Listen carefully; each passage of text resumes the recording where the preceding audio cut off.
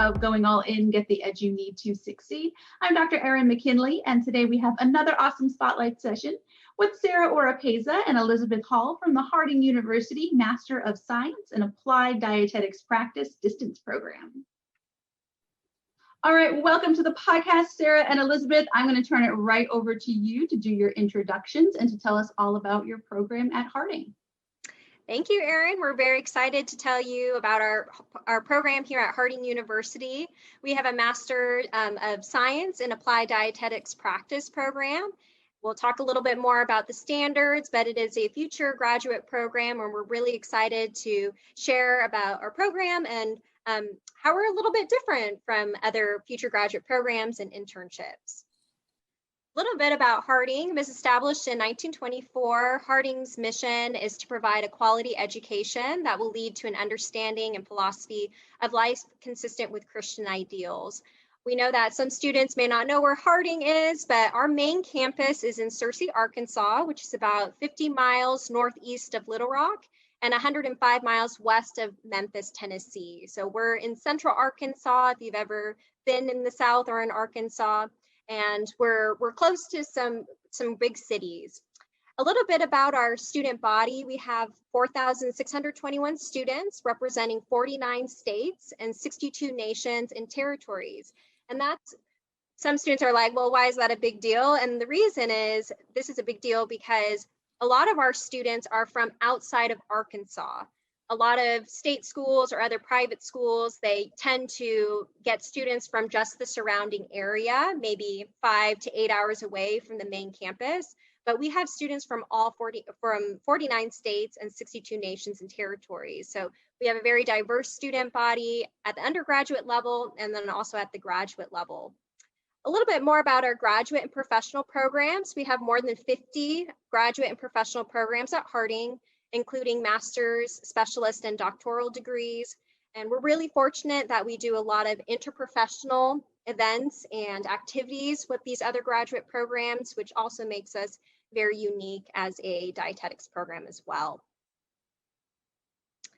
A little bit about my background. I'm Sarah Oropreza. I'm an instructor and director of the program. I actually did not go to Harding. I went to Harding Sister School, Pepperdine University in Malibu, California.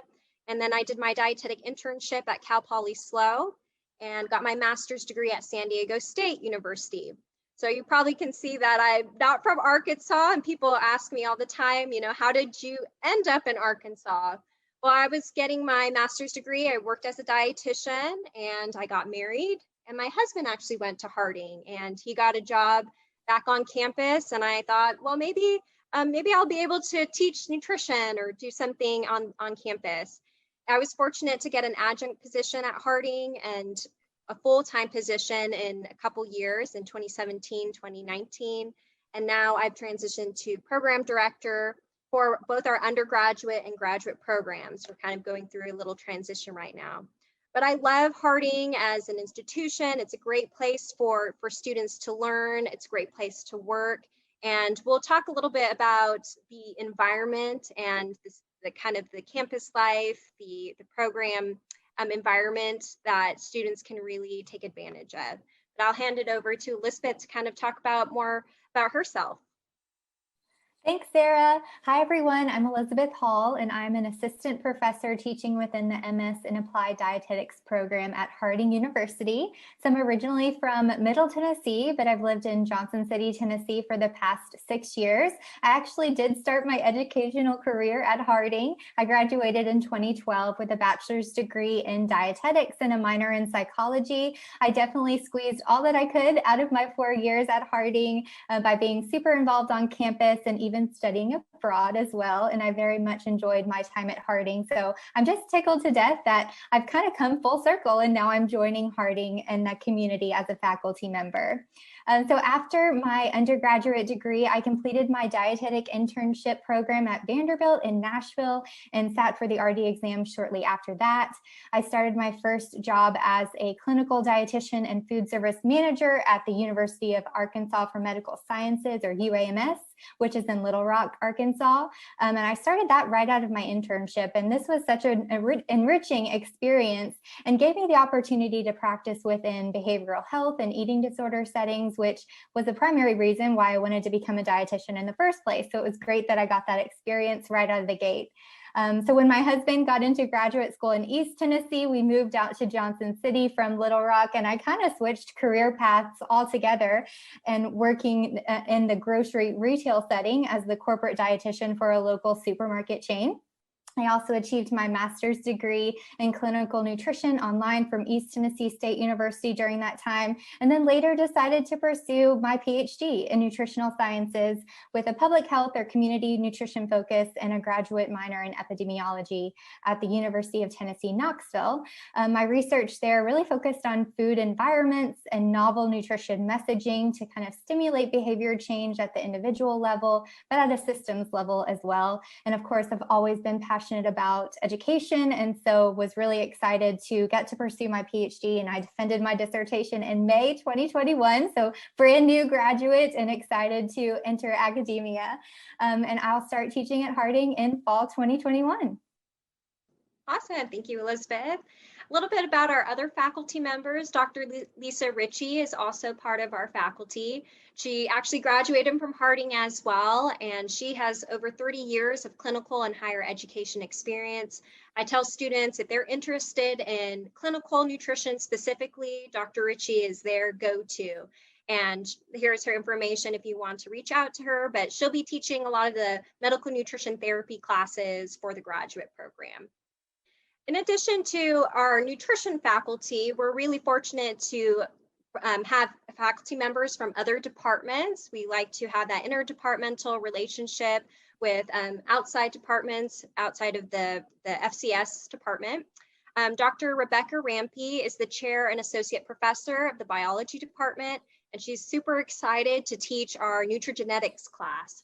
That's kind of her area, is in genetics, and she'll be teaching that credit course for our program. Dan Hager is also an adjunct instructor for our program. He is teaching in the MBA program at Harding, more specifically in the healthcare management track. He'll be teaching the healthcare administration class, which I think is vital for our students because they also need to understand how our healthcare system works.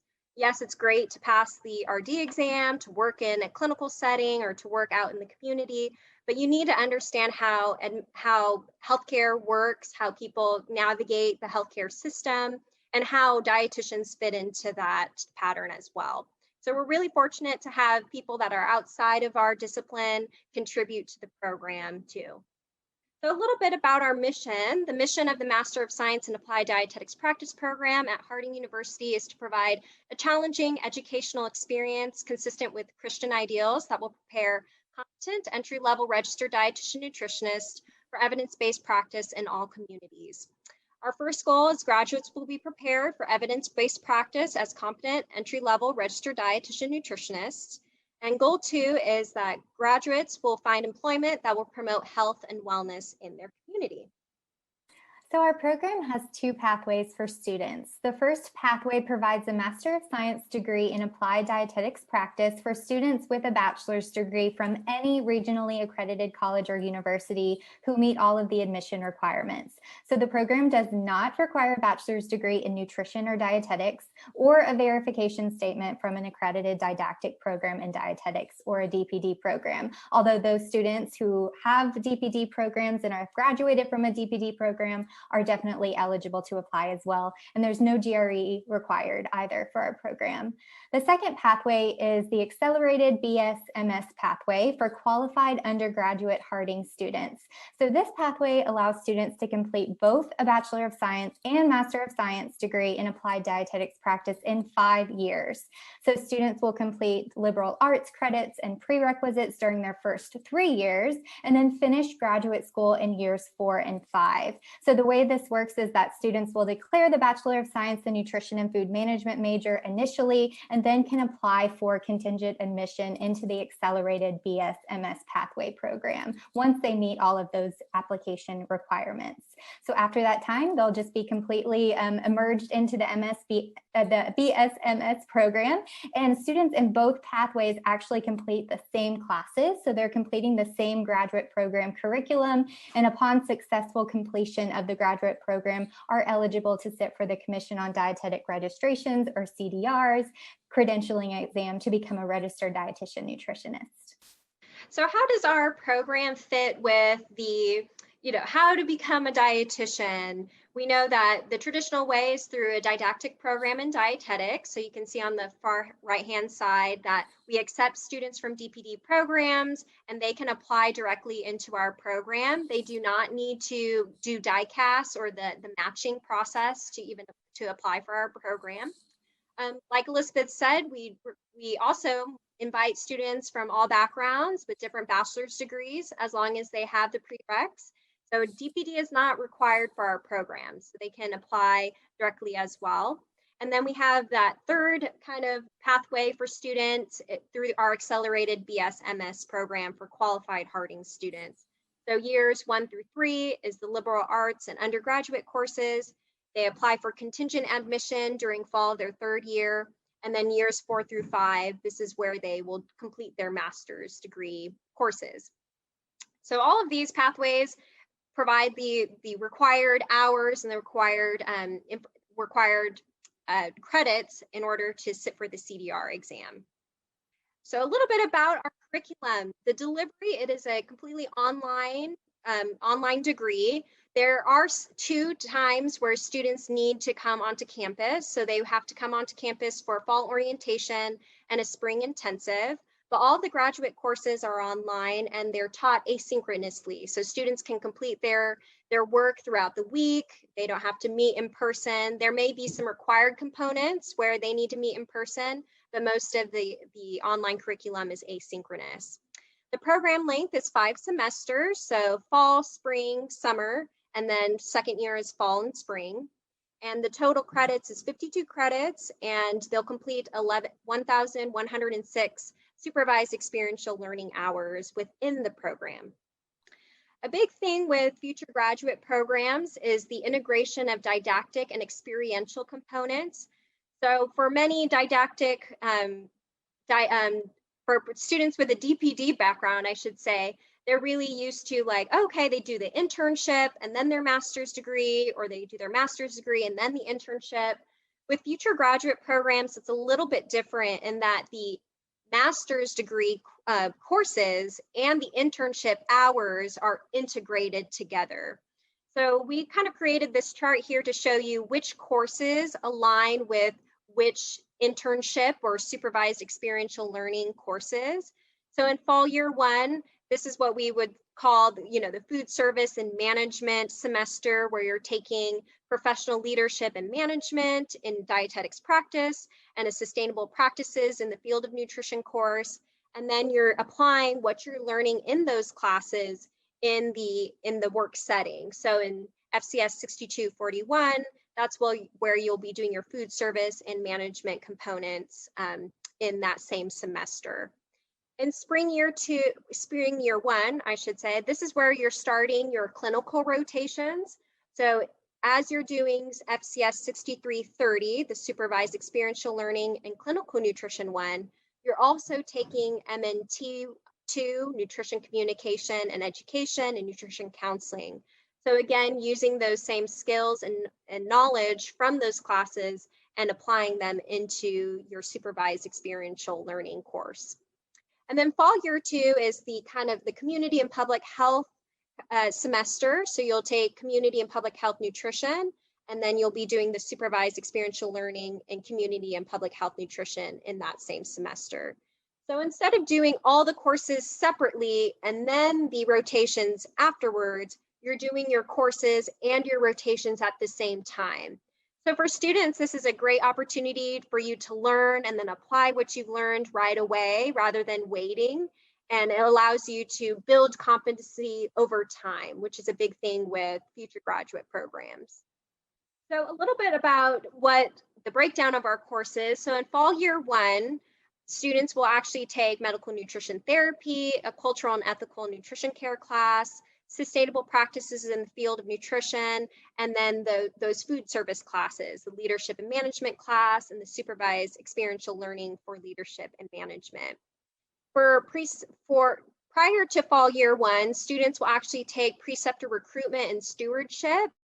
And this is basically a class to help students find their preceptors. And Elizabeth will actually talk about what that looks like. For our fall 2021 cohort, they will actually be taking this class during fall year one, since we're already, we're accepting students and starting fall year one. But after cohort one, we'll start the preceptor recruitment and stewardship class in the summer, prior to when students start in the fall. Spring year one, we're kind of expanding a little bit into medical nutrition therapy, and you'll be taking a nutrigenetics, genomics class, nutrition communication and education, nutrition counseling, and then kind of getting your feet wet with your clinical nutrition supervised experiences.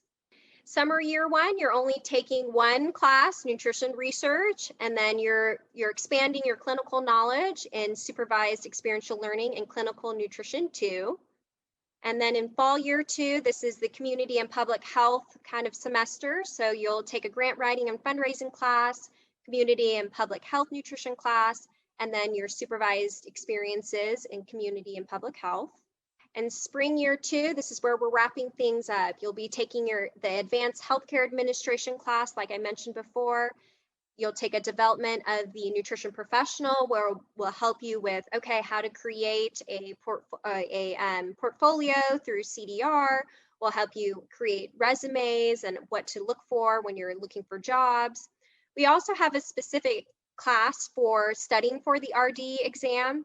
So that's also one thing that makes our program unique, is that we have a dedicated class where students will go over the components in the RD exam, take practice exams, and also study for the exam before they leave our program.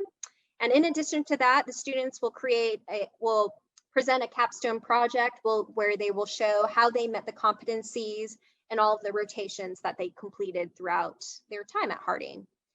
And last but not least, we give students an individualized, supervised experiential learning opportunity where students can pick a rotation that they would like to learn more about. So if a student is more interested in sports nutrition or pediatrics, eating disorders, or even some that are, that are booming right now, like private practice or telehealth, they have some hours where they can accomplish different things in dietetics and expose themselves to different areas in dietetics.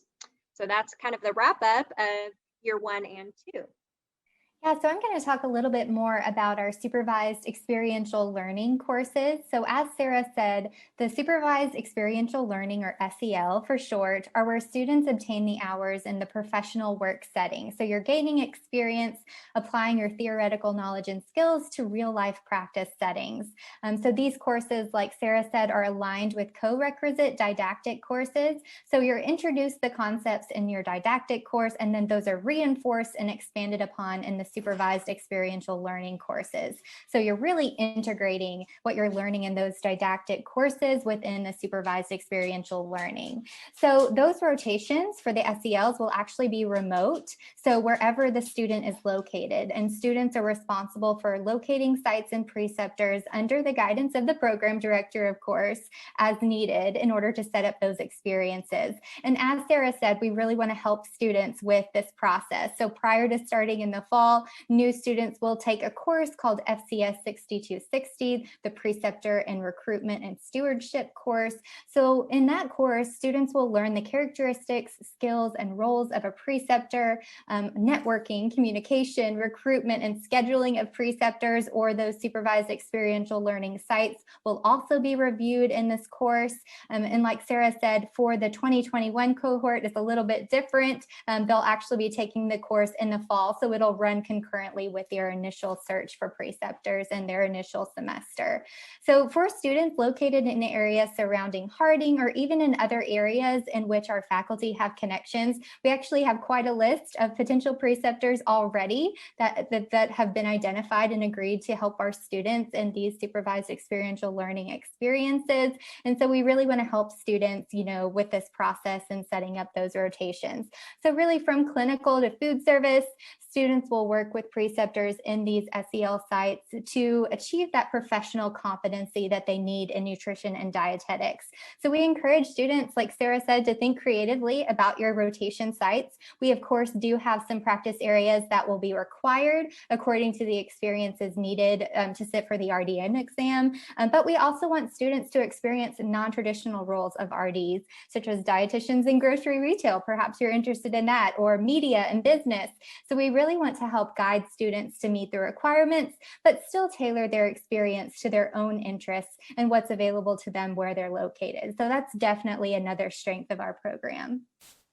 A little bit about our on-campus requirements. Like I mentioned, our graduate courses are 100% online, asynchronous, but students are required to come to Harding for fall orientation and the spring intensive.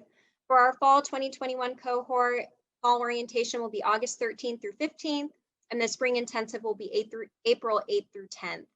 The wonderful thing about fall orientation and the spring intensive is that you get to meet the faculty in person. You also get to meet the cohort and your peers in person.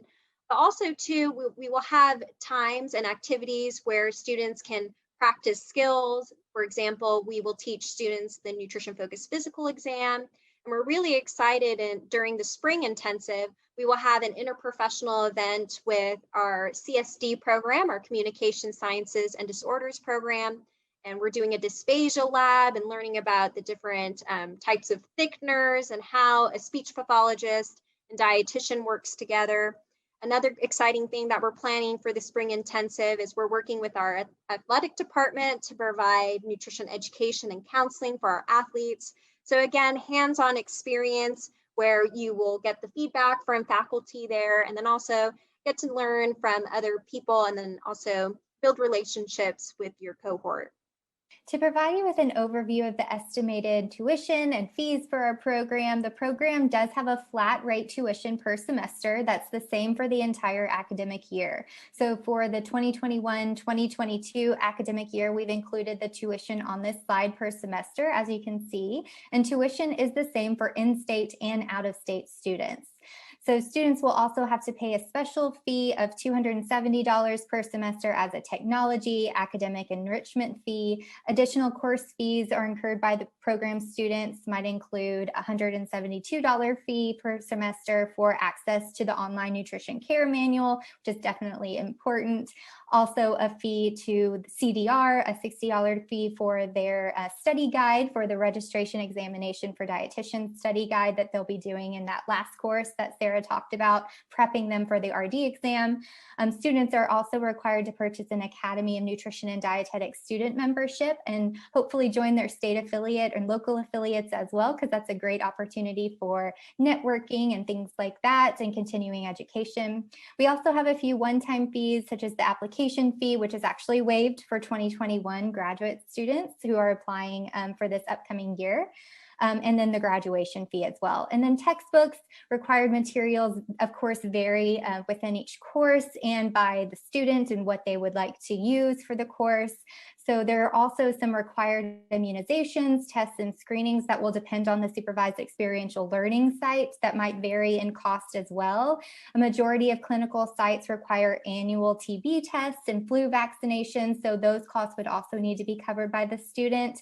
And then lastly, students are responsible for the travel accommodations and evening meals during the fall orientation and the spring intensive. So of course, cost there would depend on where the student is located and where they would like to stay and eat during that orientation and intensive time.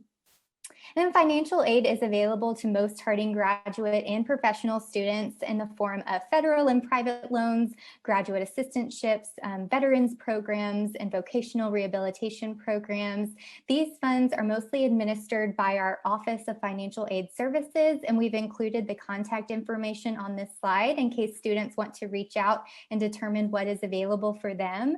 So requests for information and assistance should definitely be directed to them, but the process is pretty similar to what you might be familiar with already, completing the free application for federal student aid or the FAFSA at studentaid.gov. And then of course, to qualify for federal loans, graduate and professional students must be enrolled in at least half-time. So that is being enrolled in 4 credit hours. So being enrolled in our program would definitely qualify you for that. And then there are other funding opportunities available for our students. Our department was approved for a graduate assistantship position for fall 2021, and both local and remote students will be eligible to apply for that GA position. There are also additional scholarship opportunities through Harding and through our department. Both local and national affiliates of the Academy also have scholarship opportunities for undergraduate and graduate students. So again, another reason to join those organizations and remain active in order to take advantage of some of those scholarships. So this slide provides an overview of the application requirements for both programs. So starting off with the application due dates, the dates are on this slide for future semesters, but also for fall 2021. So for the MS pathway, applications are due in the spring for the following fall semester term. So applications are due January 1st or April 30th. And this actually allows students to apply before and after the traditional die-cast match program. So like we mentioned before, there is a minimum of a bachelor's degree for application to this program, and the bachelor's degree does not have to be in nutrition or dietetics or from a DPD program. We have a requirement of a cumulative GPA of 3.0 or higher and a grade of C or higher in the prerequisite courses, which I'm going to show on my upcoming slides.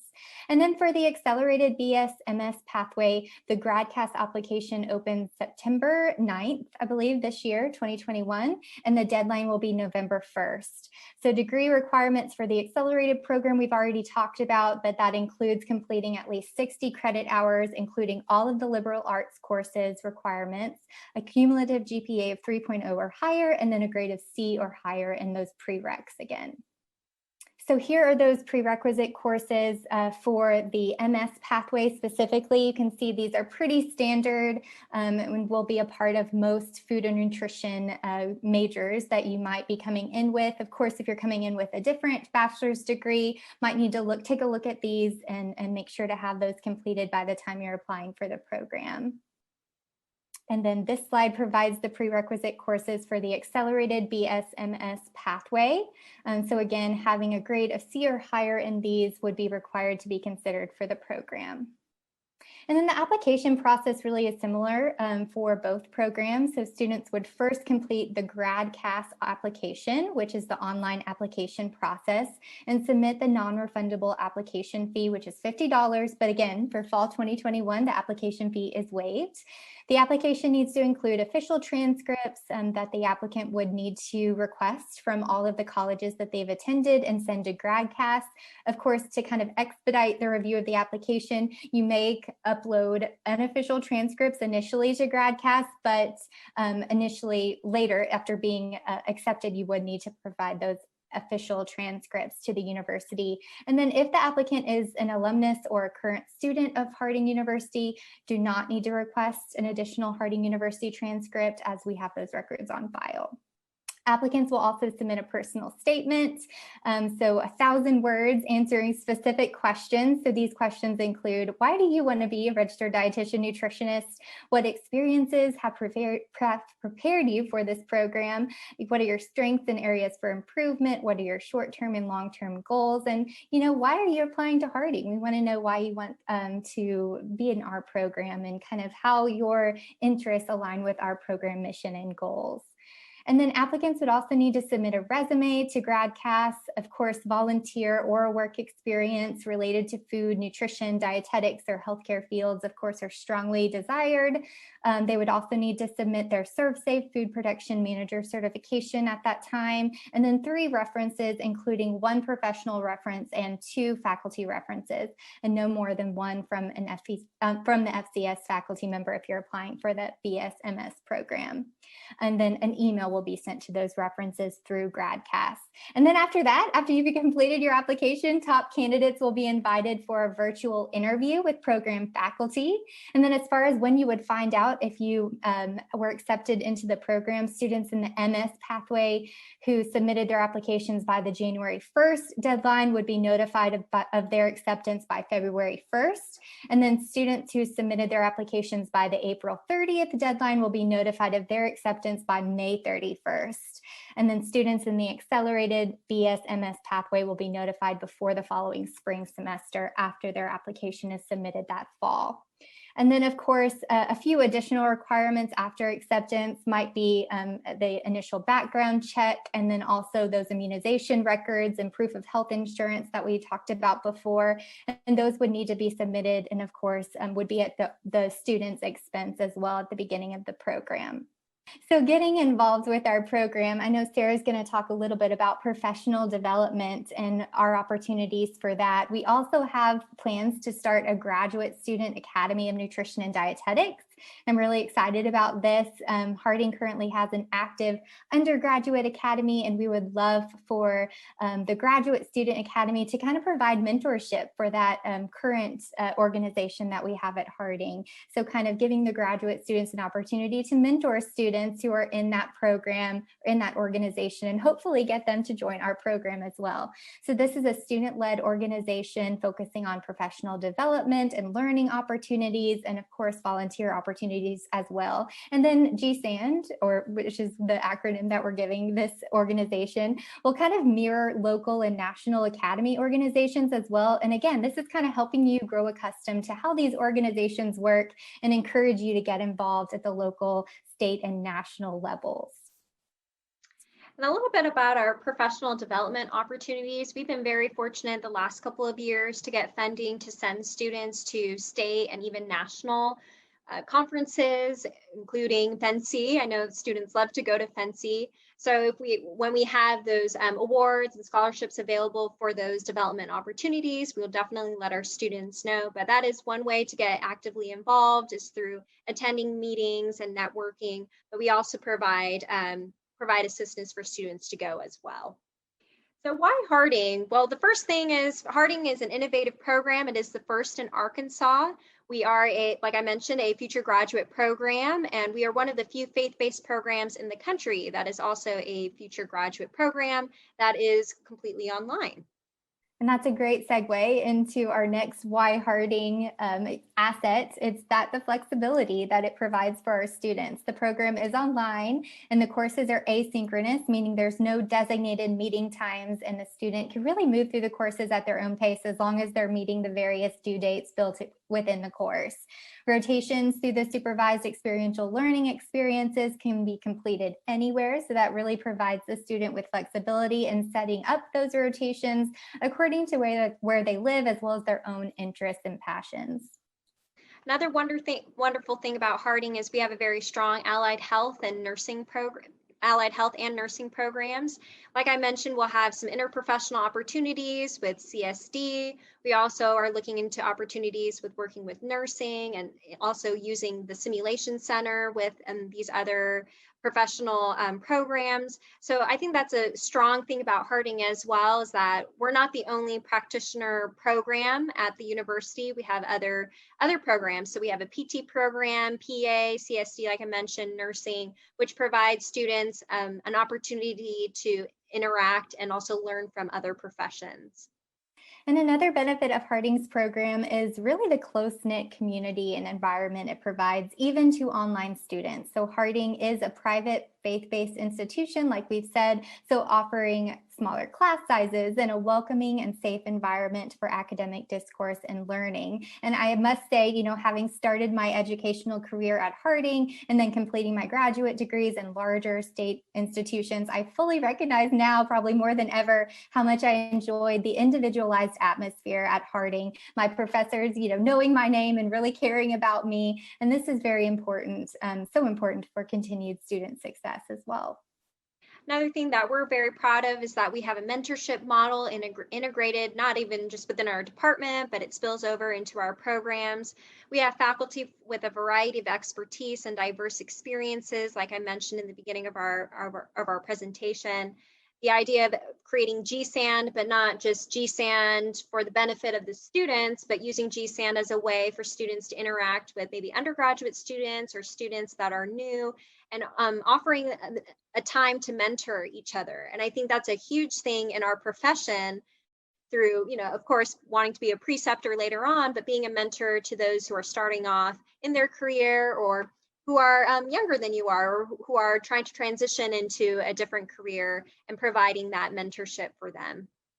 And then lastly, a huge benefit for students at Harding is the comprehensive and holistic approach of the program and faculty. We really are focusing on a student's personal, professional, and spiritual success in our program. And this is important because it mirrors the type of approach we hope our students will be taking in patient care and public health in their future careers, that they're seeing the whole person when they're making recommendations or evaluating programs based on the specific patients or priority populations, various barriers, facilitators, etc., to really achieving sustainable change. So that's a huge benefit of Harding as well. So just to kind of wrap things up, for our fall 2021 cohort, we are still accepting applications at this time. Applications are due on GradCast on August 2nd, 2021. The application fee, again, is waived. You do not need GRE scores or a DPD verification statement. And I wanted to also list these dates so students kind of can see when the fall orientation and spring intensive are, when they have to come onto campus. And again, we thank you so much for tuning in with us and learning more about Harding's new program. Here is our website if you would like to check out more about, want more details about the program. And then also you saw our emails in the beginning of the presentation, but if you would like to just email me more specifically, you can email us at dietetics@harding.edu. But thank you so much. All right, awesome. Thank you for that overview. It was very thorough. I love it. You answered so many of my questions that I would have asked later. But I am going to jump into the 5 questions that I ask all programs that come on the podcast. And these were put together with the help of my undergrads to make sure that I was asking the questions they really wanted to know the answers to. So the first question is, what is one thing in particular that you just really love to see when you're reading an applicant's personal statement? So Erin, I'll go ahead and go first.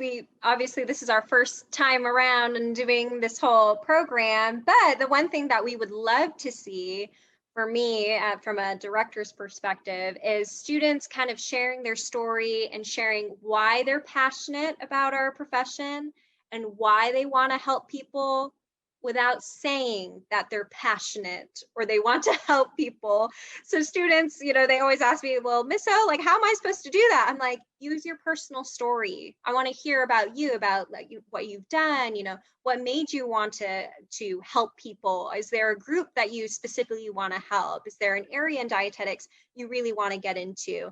That will show your passion, and that will show why you want to help people without actually saying those words. So that's something that I've really ingrained in my undergrads, but also that's something that I would like to see in our personal statements. Yeah, Sarah, and that kind of aligns with what I was going to say as well, in trying to see what makes you different from other applicants. So how do your interests kind of align with our program's mission and goals, and, kind of what makes you stand out? And I think sharing your personal story is really important for us to see your individual strengths and talents and how you'd be an asset to our program. All right, well, my second question has to do with resumes, and I'll do this as a true false because why not? It's just fun. So true or false, an applicant's resume should be 1 page and 1 page only. Either way, why? Trick question. I'll say that's a trick question. No, well, for our program, we don't specify if it's a one page or not, but I will say student resumes need to be concise, but descriptive enough. And I think making sure students put, okay, what is really going to show the program that I'm different, but also that shows that I have experience maybe in the clinical setting or the food or health related settings, but also too, like, don't give us too much detail where it's like, this could be said in one page or, less than 2 pages or something like that. So we don't have a preference, but I think being concise but detailed enough is the key. I agree. No further comment on that. Well, my next question is my favorite question to ask, and it's what is one or more things that an applicant may do, and this could be in the application itself, in some communication that you have with them prior to or after they apply, or maybe in that interview that you do with your top applicants, that maybe may raise some red flags or maybe a total deal breaker for you, where you might think maybe this person isn't the best fit for this program. From a director's perspective, if I have a student that's coming from a DPD program and they don't have a reference from their DPD director or like faculty from their program, that's a big red flag, because it's like, okay, this student is obviously not wanting to share, information from their faculty that they've worked, that they were studying under. And another thing would be, even if they got references, if the references have low scores for any of the characteristics, those are things that would kind of shoot up a red flag for me. How about you, Elizabeth?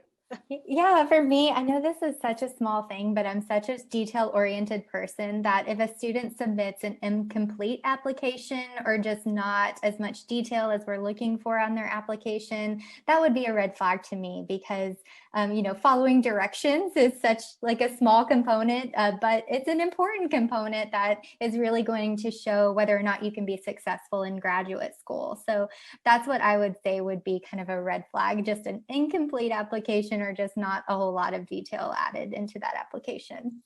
All right. Well, my next question is, what is one aspect of the program that you really feel makes you unique versus the competition? I think we've mentioned this a little bit in our presentation, but there's something about the Harding environment. And Elizabeth and I were talking about this. We're like, well, how do we describe it? And to be honest, it's something that you can't describe. You just have to be around people that study at Harding, that work at Harding. And it's this feeling of, wow, the students here, the faculty here, they value me as a person, not just as a student. And they value me and my growth, not just as a future dietitian, but as a person. And I think that's a huge thing that students will feel.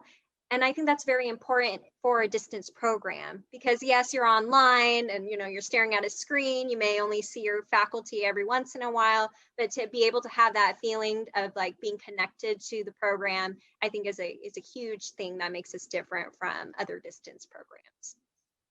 I definitely agree. It's almost like you can't really understand the environment that we're talking about until you experience it yourself. And even, somebody who went to Harding for undergrad, or even Sarah not even going there for undergrad, but coming back as a faculty member later, you're still a part of that community, which is so important. And then I would also say, the holistic approach that Sarah just touched on as well. We're really not only helping you succeed professionally, but personally, focusing on your mental health, your spiritual health. So there's so many things that are important for you to be well as a person, and for our patients, right, that you'll eventually work with to be well as a person. And so we're hoping that, we're kind of focusing on that holistic approach so that students will take that into their future practice. All right, my last question of the 5 is a 2-part question. And this first part, I feel like you already really touched on in your presentation, but what are some adjectives, descriptors, or phrases, maybe the top 3 that would describe the program? Yeah, so the first one I'll start off is camaraderie.